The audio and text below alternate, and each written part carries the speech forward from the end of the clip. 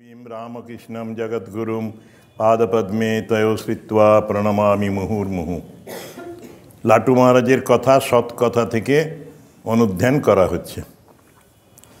भगवान जेखाने जन्म नेन सेखाने केउ जानते पारे ना, अपर जायगार लोक जानते पारे जे तिनी भगवान। एटी ओइसी मायार मतो। भगवान निजेके लुकिये राखें प्रदीपेर तलाय जेमन अंधकार थाके, स्थानीय मानुषरा बुझते पारे ना। दक्षिणेश्वरे जखन छिलेन लीलार अवस्थाय सेई समयও दक्षिणेश्वरे मानुष ताके चिनते पारेनी, मंदिरेर मानुषराई चिनते पारेनी। तारा पागला बामुन बोले आख्या दिएछिलेन। सेई रकमই তিনি বলছেন কামারপুকুরের লোকও বুঝতে পারেনি, তার পরিবারের লোকরাও रामलाल इत्यादि रामलाल दादा बोली आमरा एराও ठीक ठाकुर के मर्यादा देनনি, माँ के मर्यादा देनনি, चिनते पारेन ना। ठाकुर निजे बोलतें घोमटा परे एकजन एलो आर चले गेल, चिनते पारले ना, केउ देखते पेले ना, बुझते पारले ना। अचिन गाछेर कथा बोलेছেন, जाके केउ चिनते पारे ना, बुझते पारे ना। अपर जायगार लोक जानते पारे जे तिनी भगवान। ठाकुर बोलतें लंठनेर नीचेई अंधकार दूरे आलो। ठीक तेमनी जे घरे तिनी भगवान जन्म नेन, जादेर काछे सदा सर्वदा थाकेन तारा जानते पारे ना जे तिनी भगवान। मानुष रूप धरे तादेर काछे रयेछेन, अवतार मानुष रूप धरे आछेन, किन्तु आत्मीय स्वजनराও बुझते पारे ना। ग्रामेर लोक तो दूरेर कथा। तिनी जाके जानिए देन सेई जानते पारे। जानिए दिएছিলেন ठाकुर चिनू शाखारीके, ওই भानु पिसीके, ठाकुर माँ एरा जानिए दिएছিলেন যে তারা अवतार, किन्तु अन्यान्य मानुषेरा जानते पारेनी, परिवारेर लोकराও जानते पारेनी। तिनी जाके जानिए देन सेई जानते पारे। अपरेर संशय হয় भगवान जे मानुष रूप धरे एसेছেন আর তিনিই যে সেই एकथा विश्वास करते पारे ना। परेই लाटू महाराज मंतब्य करेছেন भगवानेर माया देखो, ঐশী माया देखो। निजेके आवरण करे रेखेছেন, आवृत करे रेखेছেন। परे बोलছেন आमी विष्णु, विष्णुर सन्तान, पवित्र जीवन आमार, आमी खेली लीला करी। भगवान जेन अवतार हয়ে एगुली बोलेन, आमार शक्ति खेले। এই সব पवित्र हले बुझते पारबे। तो ईश्वरेर এই কথাগুলো बुझते पारा যায় अंतःकरण यदि शुचि হয়, पवित्र হয়। भगवान पवित्रता चान। हनुमान, सुखदेव एरा सब महापवित्र। हनुमान जेमन करे रामचंद्रके चिनेছিলেন, সেই রকম খুব কম লোকেরাই চিনেছিল। সেটি বলছেন हनुमान पवित्र छिलेन, सुखदेव एरकम पवित्रतम छिलेन तखनकार दिने। सेजन्यई एरा सब बुझते पेरेछेन एरा भगवान की जिनिस ता जानतेन। ताई तो पृथिवीर सब सुख भोग त्याग करेछिलेन। हनुमान जखन बला हलो ओई दुस्तर समुद्र लंघन करे जेते हबे, आबार फिरे एसे खबर दीते हबे, सीता मायेर खबर, केउ साहस पेले ना। एकमात्र हनुमान जी रामेर नाम करे सागर उल्लंघन करे এই লঙ্কার থেকে অশোক বন থেকে সীতার খবর নিয়ে এসেছিলেন। হনুমান, সুখদেব এরা সব মহাপবিত্র। এরা ভগবান কি জিনিস তা জানতেন, তাই তো পৃথিবীর সব সুখ ভোগ ত্যাগ করেছিলেন। ভগবানকে জেনে এমন সুখ শান্তি পেয়েছিলেন যে দুনিয়ার সব সুখ তুচ্ছ হয়ে গেল, কিছুতেই ভুলতে পারলে না। কোনো জালে কোনো ট্র্যাপে এরা পড়েন না। দুনিয়ার সব সুখ তাদের কাছে তুচ্ছ হয়ে যায়। যারা ঈশ্বরকে জানতে পারে, চিনতে পারে, বুঝতে পারে। ঈশ্বর খুব কাছে আছেন, কিন্তু তার মায়ার বশীভূত জীব মনে করে অনেক দূরে আছেন। এইটি খুব এই মায়ার খেলা। আবরণ বলে আর বিক্ষেপ। আবৃত করে অন্য জিনিসকে প্রিয় মনে করায়, আর ঈশ্বর যেন অপ্রিয়, ঈশ্বরকে পাওয়া যায় না। অথচ ঈশ্বর নিজের অন্তঃপুরেই আছেন, অন্তরেই আছেন, অন্তরাত্মা রূপে আছেন। जो राम दशरथ की बेटा, वही राम घट घट में लेटा, वही राम जगत पसेरा, वही राम सबसे न्यारा। যে রাম দশরথ পুত্র, তিনি জীবে জীবে অধিষ্ঠান করছেন, তিনি সব কিছু হয়েছেন, আর তিনি আমাদের অতি নিকটে আছেন। অতি নিকটে মানে নিজের হৃদয়ে, নিজের বুকের ভেতরে। এই জায়গাটি তো সব থেকে কাছে, বাইরে যা কিছু অন্য জিনিস সেটি দূরে হয়ে যায়, আর ঈশ্বর আছেন আমাদের মধ্যে। সেইটি বলছেন যে মায়ার বশীভূত জীব মনে করে অনেক দূরে আছেন, যদি জানেও বলবে তিনি স্বর্গে আছেন, অনেক দূরে, আমাদের গম্যস্থান নয় সেটি, আমি কোনো দিনই তাকে পাবো না, জানতে পারবো না। আননোন অ্যান্ড আননোয়েবল এই রকমের ধারণা হয়, জানা যায় না, জানতে সামর্থ্য নেই আমাদের। কিন্তু এটি মায়ার বশীভূত হয়েই আমরা বলি। যে মায়াকে অতিক্রম করে সে বুঝতে পারে ঈশ্বর তিনি সর্বজগতে আছেন, সর্বব্যাপী। সর্বম খলুইদম ব্রহ্ম তম স্ত্রী তম পুমানসী তম কুমার উতবা কুমারী তম জীর্ণদণ্ডেন বঞ্চসী তম জাত ভবসী বিশ্বত মুখ। তিনি স্ত্রী শরীরে আছেন, তিনি পুরুষ শরীরে আছেন, তিনি বৃদ্ধদের মধ্যে আছেন, তিনি বৃদ্ধাদের মধ্যে আছেন, তিনি কুমারদের মধ্যে আছেন, তিনি কুমারীদের মধ্যে আছেন। চোখ মেলে যা কিছু দেখছ সব কিছুর মধ্যে তিনিই আছেন, আর কিছু নেই। তিনি সব হয়েছেন ঠাকুরের ভাষায়। সেটি ওই মায়া দূর হলে তখনই হয়। এই মায়া মানে অজ্ঞান। এই অজ্ঞানের একটি আবরণ ঠুলি চোখের সামনে আছে, সেই জন্যে কাছের বস্তুকে দূরে মনে হয় বা নেই মনে হয়। জীবের মায়া তাঁর দয়ায় দূর হলেই সে দেখতে পায় তিনি অতি নিকট, অন্তরাত্মা। আমি যখন বাংলাদেশের ছেলে মেয়েগুলোকে জিজ্ঞেস করলাম 2রা মে এই 2023, এখন তো 24 পড়ে গেল, তাদের বললাম ঈশ্বর কোথায় থাকেন। প্রথমে জিজ্ঞেস করলাম মানব জীবনের উদ্দেশ্য কি। তারা বললে এক বাক্যে 30টি ছেলে মেয়ে ছিল, 10 থেকে 12 বছরের। মানব জীবনের উদ্দেশ্য ঈশ্বর দর্শন। ঈশ্বর থাকেন কোথায়? মানুষের মধ্যে থাকেন, তারাই বললেন। এবারে প্রশ্ন হলো মানুষের মধ্যে কিভাবে থাকেন? পরিষ্কার বলল অন্তরাত্মা রূপে থাকেন, অতি নিকটে থাকেন, প্রত্যেকের অন্তরে আত্মা রূপে তিনি হিতপদ্মে বাস করেন। জীবের মায়া তাঁর দয়ায় দূর হলেই সে দেখতে পায় তিনি অতি নিকট, অন্তরাত্মা। এটা হয়তো তাদের পরোক্ষ জ্ঞান হয়েছে, শুনেছে, ক্লাসে শুনেছে, ঠাকুরের বইয়ে পড়েছে, স্বামীজির বইয়ে পড়েছে, কিন্তু তাও স্মরণে রেখেছে, মনে রেখেছে। এটা ইন্টেলেকচুয়ালি ও বুদ্ধির দ্বারা বুঝলেও অনেকটা যেন বোঝা হলো। তারপরে আস্তে আস্তে শ্রবণের পরে মনন করলে আরেকটু গভীরে বোঝা যায়। নিদিধ্যাসন, গভীর ধ্যানে ডুবলে পরে এই তত্ত্বকে, তখন একেবারে পুরোপুরি সাক্ষাৎকার হয়। মানুষ যখন ভগবানকে পায় তখন সে সদাই আনন্দে থাকে, সুখ দুঃখে চঞ্চল হয় না।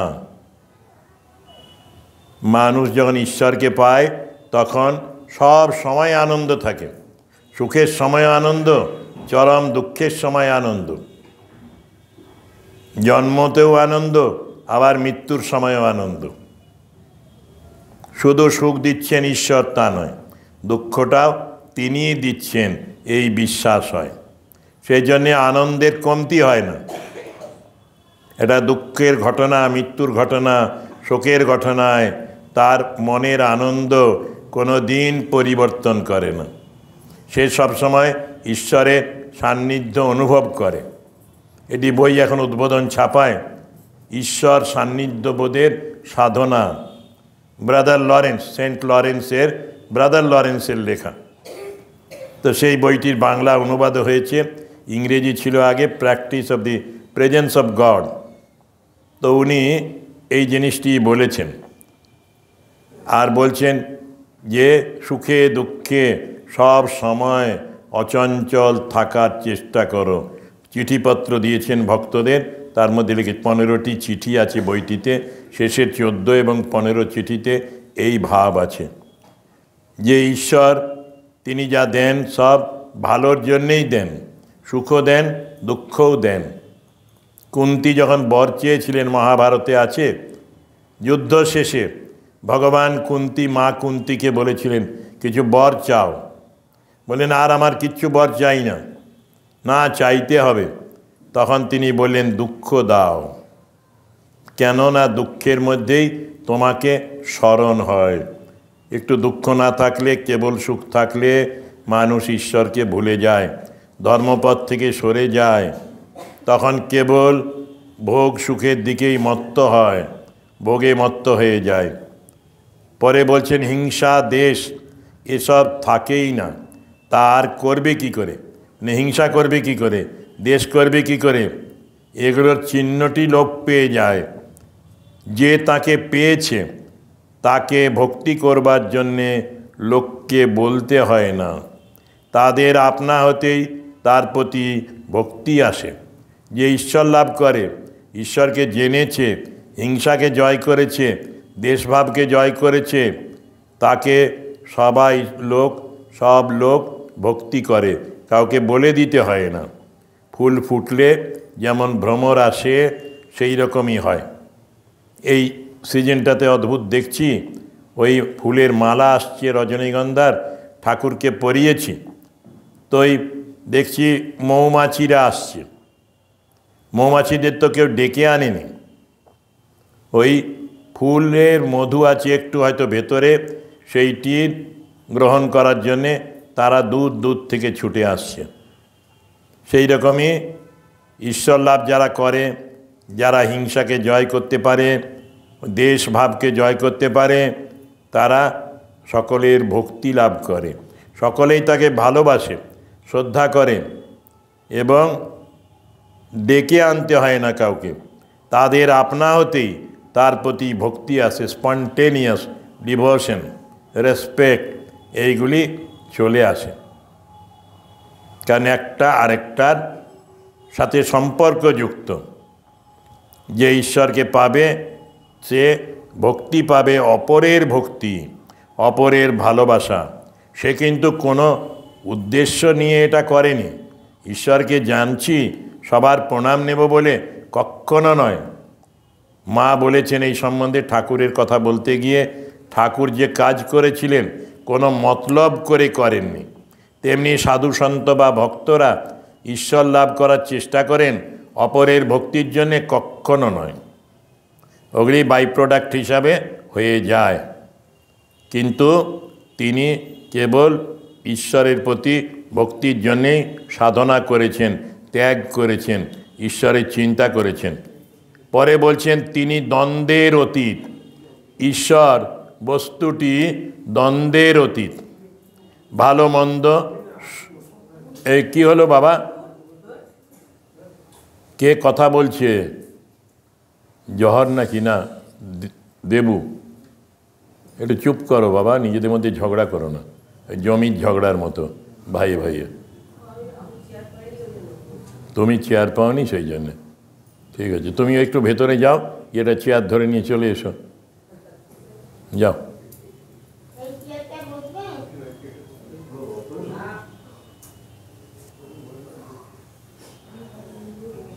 ও নিচে বসতে পারে, আমাদের সান্ত্বনা না, পেয়ে গেছে।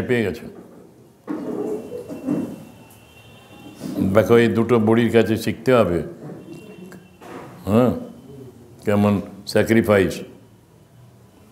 বলছে তোমার লাগবে চেয়ার, আমার চেয়ারটা না, আমি বসছি, এই রকমের মন থাকা চাই।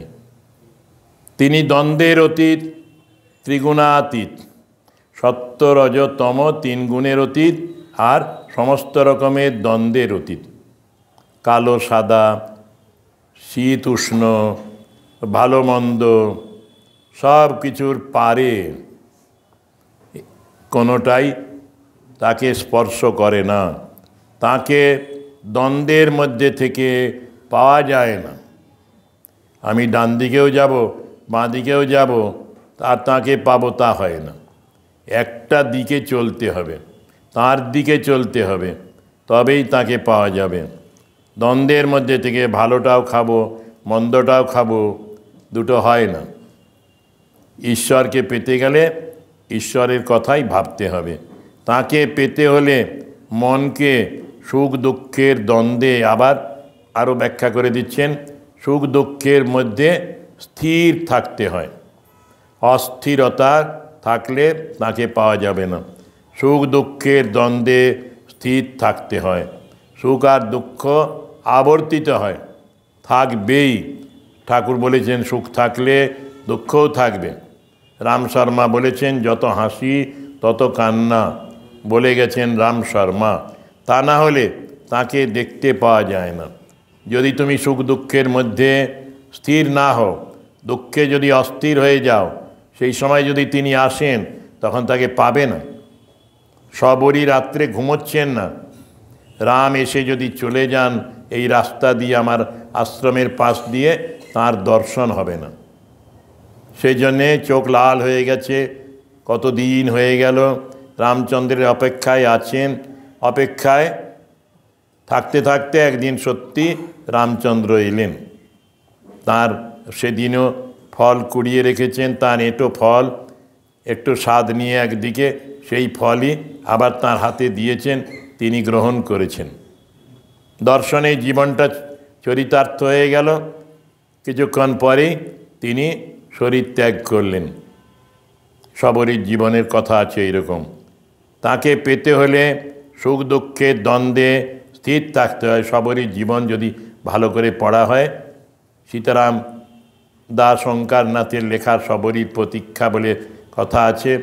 আরও অনেকেরই কবিতা আছে, কবিদের কয়েকজনের, সেগুলি পড়লে বোঝা যায়, রামায়ণ পড়লে বোঝা যায় কি পরিমাণ ধৈর্য। সুখ কি ছিল, দুঃখ কি কেবল দুঃখ ছিল? সবার মধ্যে ঈশ্বরের প্রতি এক বিনম্র শ্রদ্ধা, নিষ্ঠা, ভালোবাসা থাকার জন্যে ঈশ্বর এলেন তার কাছে, অনেক ধৈর্যের পরীক্ষা করলেন। আমরা কতটা ধৈর্য রাখি, কিন্তু সবরই এটা অদ্ভুত উদাহরণ। সেই রকমই সাধকরা, ভক্তরা এইরকম হলে তখন তাঁর দর্শন পান। তিনি ত্রিগুণাতীত, আবার অসংখ্য গুণে বিভূষিত।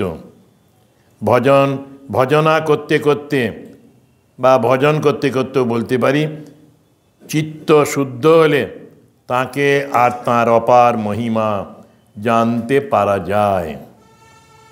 চিত্ত শুদ্ধ হলে, নাম করতে করতে, গান করতে করতে যখন অন্তরটি শুদ্ধ হয়, বাসনা কামনা কমে যায়, চলে যায়, তখন তাঁকে এবং তাঁর অপার মহিমা জানতে পারা যায়।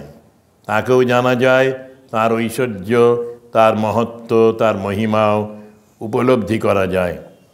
পরে বলছেন সাধু সজ্জন মহাপুরুষ এরা প্রাতঃস্মরণীয়।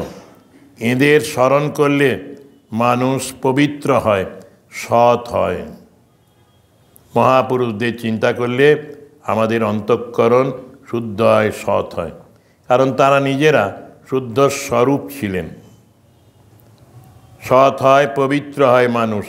যে যাকে স্মরণ করে সে তার গুণটা পায়। বদলোককে স্মরণ করলে বদ মতলব আসবে। চোর ডাকাতকে যদি কেউ স্মরণ করে, তাহলে তাদের দোষগুলো, তাদের গুণ বলতে পারি, তাদের যে কোয়ালিটি, ওগুলো সবই ব্যাড কোয়ালিটি, মন্দ ভাব, সেইগুলি চলে আসবে তাদের সাথে মেলামেশা করলে। সেই জন্যই বলে সৎসঙ্গে স্বর্গবাস, অসৎসঙ্গে নরকবাস। সেইটি বলেন, যে যাকে স্মরণ করে সে তার গুণটা পায়। গুণ মানে এখানে স্বভাব, তার যে স্বভাব, তার বদগুণ বদলোকের পাবে, সৎ লোকের সৎ গুণগুলো পাবে যদি সৎ লোকের সঙ্গে বাস করো। আর সৎ লোককে স্মরণ করলে সৎ বুদ্ধি আসবে, এই হচ্ছে নিয়ম। তখন ওদের দেখে ওদের মতো চলার চেষ্টা করবে। একজনের সম্বন্ধে বলছেন, সন্ন্যাস নেয়নি তা কি হয়েছে? কর্মই হলো প্রধান। যে সন্ন্যাসী ন্যায় আচরণ করে সেই প্রকৃত সন্ন্যাসী। আগেকার দিনে গৃহস্থ ছিলেন ঋষিরা, সন্ন্যাসীর মতোই জীবনযাপন করতেন, স্বামী স্ত্রী উভয়ই। আর এমনিতেই আগে ছিল ব্রহ্মচর্য স্টুডেন্ট লাইফ, তারপরে গারস্থ আশ্রম, তারপরে ছিল বানপ্রস্থ আশ্রম, তারপরে সন্ন্যাস আশ্রম। এখন বন জঙ্গল না থাকলেও গৃহী মানুষ এইভাবেই নিজেদের জীবনের 4টি ভাগ করে সেই রকমভাবে জীবনযাপন করতে পারেন। কেউ কেউ করেও থাকেন, তাদের সংখ্যা অল্প হলেও এরকম আছে। একজন অধ্যাপক ছিলেন, তার বইও আছে অনেক, গোবিন্দ গোপাল মুখোপাধ্যায়। গীতার কথা বই লিখতে গিয়ে তিনি তার বইয়ের মধ্যেই বাবার ছবি দিয়েছেন। বলছেন, আমার যে গীতা সম্বন্ধে জ্ঞান আমার পিতৃদেবের কাছে পেয়েছি। তিনি ছিলেন শুক্ল সন্ন্যাসী, সাদা কাপড়ে সন্ন্যাসী। আদর্শ জীবন ছিল তাঁর, পবিত্র জীবন ছিল, শুদ্ধ জীবন ছিল। সংসার করেছেন তো কি আছে, সেটি লাটু মহারাজ বলছেন। যার মন সন্ন্যাসীর মতো সেই ঠিক সন্ন্যাসী। বাইরে কেবল ভেক ধারণ করলেই কি সব হয়ে গেল? গেরুয়া হলো ত্যাগের চিহ্ন। ভেকের প্রয়োজন আছে, পরে বলবেন।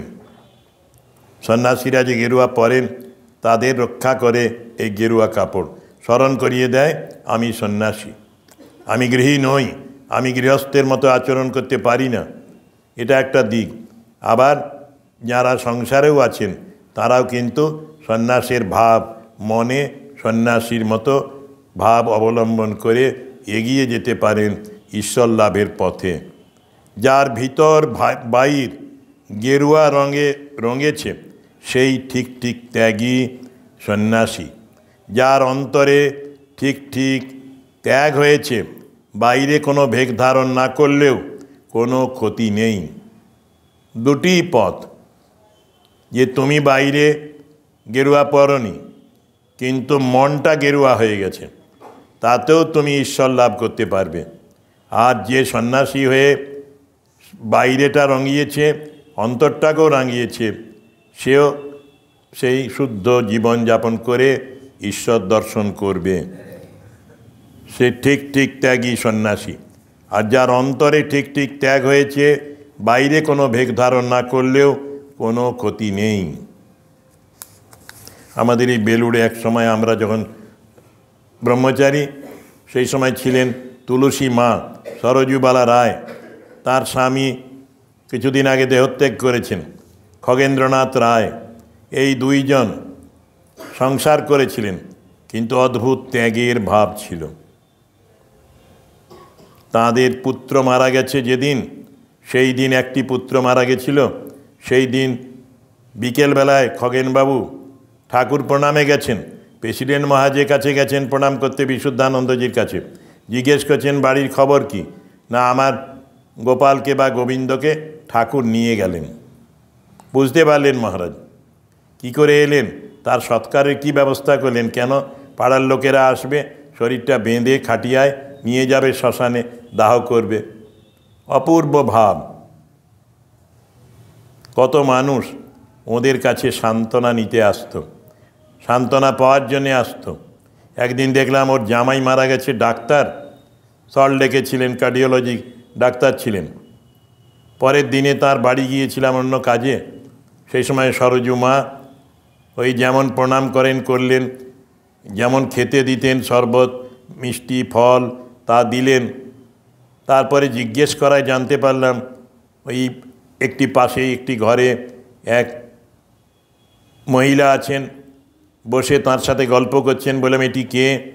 তখন ওর এক ছেলে যিনি বেঁচে ছিলেন, ধ্রুব, সে বলল ওটি আমার দিদি, কালকে রাত্রিবেলায় জামাইবাবু মারা গেছেন, ওদের সন্তান নেই, বাড়িটি তালা দিয়ে দিদিকে আমাদের বাড়িতে নিয়ে এসেছি। দিদিও বিজ্ঞান মহারাজের ছোঁয়া পেয়েছিলেন। তারপরে বাকি জীবনটা এখানেই কাটিয়েছিলেন, জনশিক্ষার পেছনে। ওদের বাড়ি ছিল, এখন ভেঙে বোধহয় ওই ফ্ল্যাট হয়েছে। এরা সব ভেতরটা রাঙানো ছিল। বিদ্যা মন্দিরের একটি ছেলের একটা অদ্ভুত ধরনের সমস্যা হয়েছিল। তো সেই সমস্যার তার মাকে বলে বীরভূমে। মা বললেন যে আমি তো যেতে পারবো না, তখনকার দিনে সংসারে একান্নবর্তী পরিবার, অনেক কাজকর্ম থাকে।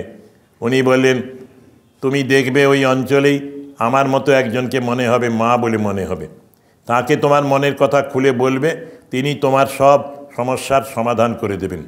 যৌবনে যেরকম সমস্যা হয় সেরকম একটি সমস্যা হয়েছিল।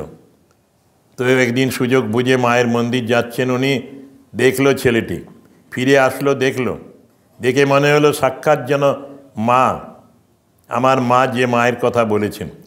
সুযোগ বুঝে দু একদিনের মধ্যেই অ্যাপয়েন্টমেন্ট পেল, তার সাথে কথা বলল। আস্তে আস্তে মহারাজ এই মা এমন করে বলে দিলেন কিছু কথা, তাতেই ওর জীবনের বড় সমস্যা কাটিয়ে উঠল। এরকম ভেতরে অদ্ভুত দৈবী শক্তি, দৈবী ভাব চলে আসে ঈশ্বরের চিন্তা করলে।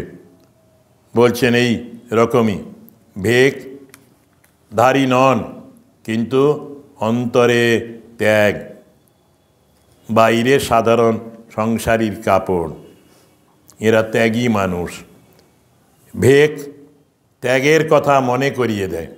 ওই যে পোশাক, ইউনিফর্ম, সন্ন্যাসের পোশাক, গেরুয়া কাপড়, সেইটি ত্যাগের কথা মনে করিয়ে দেয়। তুমি কে? তুমি সন্ন্যাসী। আমি যে ত্যাগী সন্ন্যাসী, আমি এমন অসৎ কাজ করতে যাচ্ছি, এইরূপ ভাব এসে আর অসৎ কাজ, শঠতা, প্রবঞ্চনা করতে দেয় না। এইটুকু হলো ভেকের উপকার। কিন্তু যার মনে ত্যাগ নেই, সাধুতা নেই, কেবল ভেক ধারণে তার কিছুই হয় না, সৎ হতে পারে না। সত্যি এই রকমের অনেক মানুষ আছে যারা রাস্তায় রাস্তায় ঘুরে বেড়ায়, তীর্থস্থানে যায়, গঙ্গাসাগর মেলায় যায়। আমাদেরই একজন রাঁধুনি ছিল উড়িষ্যায়, পুরী আশ্রমের। সে ছুটি হলেই চলে যেত তীর্থ করতে। আমি জিজ্ঞেস করেছিলাম একবার, তুমি ট্রেনের টিকিটে এত জায়গা গেছো, খরচ দিতে পেরেছো, তোমার তো স্যালারি খুব কম। সে বলল আমি লাল কাপড় পরে ট্রেনে যাই, আমার কাছে কেউ টিটিরা পয়সা চায় না, টিকিট চায় না। আনরিজার্ভ কোচে যায়, দিব্যি সারা ভারত ঘুরেছে সে বিনা পয়সায়, বিনা টিকিটে, উইদাউট টিকিট। তো বাইরে একটা ভেক ধারণ করেছে, দেখতে সাধুর মতো। সেই জন্যেই এখনও ভারতবর্ষের টিটিরা আনরিজার্ভ কোচে যদি জায়গা থাকে, গেরুয়া যেই পরে থাকুক তাকে তাড়িয়ে দেয় না। এটাই হয়। না গো, তুমি কেন ধরবে বেগ? কে বলছে? না, অসুবিধে আছে। বেগ যদি ধরো অন্যায়ভাবে, ওই ঠাকুরের মতো, রাঁধুনির মতো, এটা পাপ হবে তোমার। তোমার ছেলে মেয়ে আছে, হ্যাঁ, তোমার অসুবিধা কি হবে? চালাকি করলো, চালাকি দ্বারা মহৎ কাজ তো হবে না গো। পরে বলছেন এইটুকু হলো ভেকের উপকার। কিন্তু যার মনে ত্যাগ নেই, সাধুতা নেই, কেবল ভেক ধারণে তার কিছুই হয় না, সৎ হতে পারে না। সাধু সেজে গেল তো তাকে যদি বলে গীতার 2টো শ্লোক বলো, তখনই আটকে যাবে, পারবে না। আমরা এরকম পরীক্ষা করি মাঝে মাঝে। কাপড় চাই, গেরুয়া কাপড় চাই, বলি যে একটু শিবের প্রণাম মন্ত্র বলো, বলতে পারে না। বেচারীরা কাপড়ের জন্য আসে ঠিকই, দরকারও কাপড়, দেওয়া হয় কাপড়, কিন্তু শুধু ভেকধারী। ঠাকুরের মনে সন্দেহ হলো, শ্রী চৈতন্য অবতার হলে তার নাম জগৎ জুড়ে ছড়িয়ে পড়বে, কিন্তু তার নাম মাত্র বাংলা আর উড়িষ্যায়। তারপর তিনি ঠাকুর দেবদৃষ্টিতে দেখতে পেলেন, যেখান থেকে অবতারের উৎপত্তি, সেই ঘর থেকে চৈতন্যদেব বেরিয়ে আসছেন। অদ্ভুত ঠাকুরের দর্শন। যে ঘর থেকে, যেখান থেকে অবতারের উৎপত্তি, এক এক অবতার এসেছেন এক এক সময়, সেই জায়গা থেকে, একই জায়গা থেকেই বেরিয়ে আসছেন শ্রী চৈতন্যদেব। তখন তার সন্দেহ গেল, শ্রী চৈতন্য যে অবতার এ নিশ্চয় হলো। অদ্ভুত ঠাকুরের জীবনের এই ঘটনা, অন্য জায়গায় পাবেন না আপনারা, লাটু মহারাজের এই কথাতেই পাওয়া যায়। বিদুর ভিক্ষার অন্ন ভগবানকে না দিয়ে, অর্থাৎ অর্পণ না করে খেতেন না। এ আরেকটা তত্ত্ব লাটু মহারাজ বলেছেন। তার জিনিস তাকে না দিয়ে যে খায় সে চোর। আমরা যে নিত্য খাওয়া দাওয়া করি, ওই আমাদের খাবার জিনিসগুলি মনে মনে অন্তত ঈশ্বরকে অর্পণ করে খাওয়া উচিত। সেই জন্য আমাদের ভক্তরা অনেকেই মায়ের একটা ছবি রাখেন, পা ছড়ানো, ব্রহ্মার্পণম মন্ত্রটি ছাপিয়ে রাখেন এবং সেই মন্ত্রটি উচ্চারণ করে প্রসাদ জ্ঞানে নিজের বাড়ির নিজের রান্না খাবারও ওইভাবেই খান। ঠাকুর ঘরে নিবেদন করার প্রয়োজন নেই, কিন্তু নিবেদন করে খেলে অন্নটি শুদ্ধ হয়, লাটু মহারাজ বলছেন। বিদুর ভিক্ষার অন্ন ভগবানকে না দিয়ে খেতেন না, তার জিনিস তাকে না দিয়ে যে খায় সে চোর। নিজে রান্না করলাম চর্বচস্য, আর তাকে অর্পণ করলাম না, খেলাম, লাটু মহারাজ বলছেন সে চোর। ঈশ্বরের খাবার ঈশ্বরকে নিবেদন করো। ঈশ্বর কতটুকু খাবেন তিনি জানেন, তার দৃষ্টিতেই ভোগ হয়ে যায়। মা আছেন ওইখানে বসে, মায়ের ছবিতে মা আছেন, তার দৃষ্টি পড়বে অন্নে এবং সেইটি প্রসাদ করে দেবেন, ভোগ করে দেবেন, এটি ভাবতে হবে। আর ওইরূপ অনর্পিত অন্ন অশুদ্ধ, যে অন্নটি অর্পণ করা হয় না ঈশ্বরের উদ্দেশ্যে, সেই অন্নটি অশুদ্ধ অন্ন। যা খাবে ভগবানকে অর্পণ করে খাবে। এই জিনিসগুলি এখন যদি আমরা বিদেশে যাই, বিদেশের আমাদের আশ্রমগুলিতে দেখব ভক্তরা যারা আশ্রমে অন্ন গ্রহণ করছেন, কিংবা ওই শিবির হচ্ছে ছুটির দিনে, সেই শিবিরগুলিতেও সবাই এই প্রার্থনা মন্ত্র উচ্চারণ করে খান। সেখানেও এরকম টাইপ করে ইংরেজিতে এই ব্রহ্মার্পণমের মানে লেখা আছে, আরও কিছু অফারিংয়ের মন্ত্র লেখা থাকে, সেগুলো সবাই এক বাক্যে উচ্চারণ করে। আমেরিকা, কানাডা, জাপান সব জায়গাতেই দেখেছি এই রকমের একটি ভাব সাদা চামড়ার মানুষেরাও অনুসরণ করে। ওরা বাড়িতেও বলে আমরা এরকম অভ্যেস করি। যা খাবে ভগবানকে অর্পণ করে খাবে। তাকে অর্পণ করলে অন্যের দোষ, জাতি দোষ, আশ্রয় দোষ আর নিমিত্ত দোষ নষ্ট হয়ে যায়, অন্ন পবিত্র হয়। এগুলি আবার একটু আলাদা আলাদা জিনিস। জাতি দোষ, কার হাতে খাচ্ছ, কিভাবে রেখেছ, সেই সব দোষগুলি চলে যায় যদি ঈশ্বরকে অর্পণ করে নিবেদন করে প্রসাদ হিসেবে খাওয়া হয়। পুরীতে চৈতন্যদেব মন্দিরে দর্শন করতে ঢুকলেন আর বেরোলেন না, মিশে গেলেন। চৈতন্যদেবের অন্তর্ধান সম্বন্ধে এই রকমের একটি রহস্য বা তত্ত্ব আছে যে তিনি ওই পুরীর জগন্নাথের শরীরে মিশে গিয়েছিলেন, এক হয়ে গিয়েছিলেন, আর তার শরীরটিও পাওয়া যায়নি। তাই ঠাকুর সেখানে যাননি, পাছে দেহ না থাকে। বলতেন, গয়া আর পুরীতে কেন যাই না জানিস? গেলে আর আসতে পারবো না, দেহ থাকবে না, আমার শরীরও চলে যাবে, আমি মিলে যাব ওই গয়া গেলে বিষ্ণু পাদপদ্মে বিষ্ণুর সাথে, কিংবা জগন্নাথ ক্ষেত্রে গেলে জগন্নাথের সাথে। মায়ের জীবনীতে আমরা দেখি মা গেলেন, ঠাকুরের ফটো নিয়ে গেলেন এবং ফটোটিকেই দেখালেন, বলেন ঠাকুর তুমি তো আসতে পারোনি, তুমি জগন্নাথ দর্শন করো। আর আসতে পারবো না, দেহ থাকবে না। আরও খুব অদ্ভুত অদ্ভুত কথা এই বইটিতে আছে, যেগুলি অন্য জায়গায় সহজে পাওয়া যায় না। বলছেন ঠাকুর বলতেন, ভাবতুম রাসমণি কৈবর্তের মেয়ে, তার এমন বুদ্ধি হলো কোত্থেকে? এই যে রাসমণির পুরো ম্যানেজমেন্ট, পুরো বুদ্ধি অদ্ভুত, অতুলনীয়। ইংরেজের সাথে লড়াই করেছেন, কিভাবে ওই গঙ্গায় শিকল বেঁধে দিয়েছেন, জেলেদের কর মকুব করিয়েছেন, পুরো জিনিসটাই। মন্দির তৈরি তো আছেই, কিন্তু এই বুদ্ধি কোত্থেকে এলো? তারপরেই বলছেন, ঠাকুর বলছেন, তারপর দেবদৃষ্টিতে দেখলুম রাসমণি মা দুর্গার দাসী। তাই তো বলি, এমন বুদ্ধি তা না হলে কোথায় পাবে? মাই তাকে এই বুদ্ধি দিয়েছিলেন, বুদ্ধি যোগ বলে। ঠাকুর বলতেন, ভাবতুম রাসমণি কৈবর্তের মেয়ে, তার এমন বুদ্ধি হলো কোত্থেকে? তারপর দেবদৃষ্টিতে দেখলুম, দৈবদৃষ্টিতে, রাসমণি মা দুর্গার দাসী। তাই তো বলি, এমন বুদ্ধি তা না হলে কোথায় পাবে? ঈশ্বর দর্শন হলে পরে আরেকটি কথা বলছেন, নিঃসংশয় হয়। আগে বলা হয়েছে দ্বন্দ্ব চলে যায়, তেমনি সন্দেহ চলে যায়। নিরহংকার হয়, অহংকার থাকে না। নাহম নাহম, তুহু তুহু, এই। আর খুব প্রীতি প্রেম হয়, ভালোবাসা অদ্ভুত হয় সকলের প্রতি, সব জীবের প্রতি। তার অনন্ত প্রেম, অনন্ত জ্ঞান ঈশ্বরের। তাই মানুষ তাকে পেলে তাই হয়ে যায়। যে মানুষটি ঈশ্বরকে পায় তারও অনন্ত প্রেম, অনন্ত জ্ঞান হয়।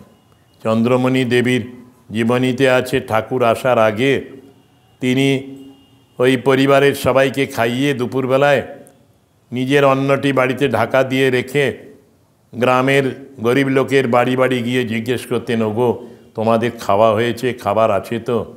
কেউ যদি বলতেন যে না গো আমার খাওয়া হয়নি, আমার বাড়িতে কিচ্ছু নেই, তখনই তিনি নিজের থালাটি এনে তাদের দিয়ে দিতেন আর নিজে মুড়ি জল খেয়ে কাটাতেন সেই দুপুরবেলাটা। তার ছেলে, তার স্বামী কেউ বুঝতে পারত না। পরে তিনি বলেছেন, ঠাকুর বলেছেন, শরৎ মহারাজরা জীবনীতে লিখেছেন, ভগবানকেও নিজের সন্তান বলে ভাবতেন, গ্রামের লোকদেরও নিজের সন্তান বলে তিনি ভাবতেন। হাঁসে চড়া ঠাকুর এসেছে ব্রহ্মা, বলছেন, ওগো রোদে ঘুরে ঘুরে তোমার মুখ লাল হয়ে গেছে, একটু ঠান্ডা হও, আমার ঘরে এসো, আমারই পান্তা ভাত আছে, কিছুটা খেয়ে নাও, জিরিয়ে নাও, শীতল হও। মা লক্ষ্মী এসেছেন লক্ষ্মী পুজোর রাত্রে, উনি অপেক্ষা করছিলেন রামকুমার, তার বাবা ক্ষুদিরাম, ওদের আসতে দেরি হচ্ছে। সেই সময় দেখলেন সর্বাভরণ ভূষিতা, নানা অলঙ্কারে সজ্জিতা, সুন্দর লাল কাপড় পরা, বেনারসি কাপড় পরা এক নারী মূর্তি। তিনি বুঝতে পারেননি যেটি মা লক্ষ্মী, ওই ঈশ্বরের মায়া তাকে আবরণ করে রেখেছে যেন। বলছেন যে আমার ছেলেকে দেখলে কোথার থেকে আসছো? আমি আসছি ভুরশুভ গ্রাম থেকে। আমার ছেলে রামকুমার, তার বাবা ক্ষুদিরাম, এই বাবা গেছেন, নাম বলেননি, তো আমি তাদের জন্য অপেক্ষা করছি। বলছি এই এলো বলে। তারপরে যখন ওকেও এরকম বসতে বললেন, এসো, তখন বললেন না পরে আসবো। তারপরেই লাহাদের মরাইয়ের পাশ দিয়ে চলে গেল। ওদিকে রাস্তা নেই গো, কষ্ট হবে যেতে। কে কার কথা শুনে মা লক্ষ্মী লাহাবাবুদের বাড়িতে প্রবেশ করলেন কোজাগরী পূর্ণিমার দিনে। পরে যখন ক্ষুদিরাম এলেন, রামকুমার এলেন, সব শুনে বললেন, তুমি ভাগ্যবতী, তুমি মা লক্ষ্মীর দেখা পেয়েছ। সত্যি ভালোবাসা ওদের প্রতি, মা লক্ষ্মীর প্রতিও ভালোবাসা, আমাদের হাঁসে চড়া ব্রহ্মা ঠাকুরের প্রতি ভালোবাসা, আরও অনেক দেবদেবী ঠাকুর আসার আগে ওর বাড়িতে এসেছেন, অনেকেই দেখা দিয়েছেন, সকলকে সাদরে সব প্রেমে আহ্বান করেছেন তিনি। তাঁর অনন্ত প্রেম, অনন্ত জ্ঞান, তাই মানুষ তাকে পেলে তাই হয়ে যায়। জীবশক্তি আর অবতারের দৈবী শক্তি সম্পূর্ণ আলাদা। জীবশক্তি মানে জীবের শক্তি, ক্ষুদ্র শক্তি, নিজ কল্যাণ সাধনেই অসমর্থ, আমরা নিজের ভালোটাই করতে পারি না। আর অবতার শক্তি, দৈবী শক্তি, জগতের কল্যাণ সাধনে সমর্থ। এইটি খুব সুন্দর করে লাটু মহারাজ বলছেন। জীবের শক্তি আর অবতারের দৈবী শক্তি সম্পূর্ণ আলাদা, পরিমাণে অনেক বেশি। অবতারের দৈবী শক্তি। জীবের শক্তি ক্ষুদ্র শক্তি, নিজের কল্যাণ সাধনই করতে পারে না, নিজের ভালো নিজেই করতে পারে না। আর অবতার তিনি দৈবী শক্তি, জগতের কল্যাণ সাধনে সমর্থ। যে তার ভজনা করে তার কল্যাণ হবেই। আজ এখানেই থাক। ওম আসতো মা সদ্গময় তমসো মা জ্যোতির্গময় মৃত্যুর মা অমৃতম গময়। ওম শান্তি শান্তি শান্তি। হরি ওম তৎসৎ। শ্রীরামকৃষ্ণার্পণমস্তু।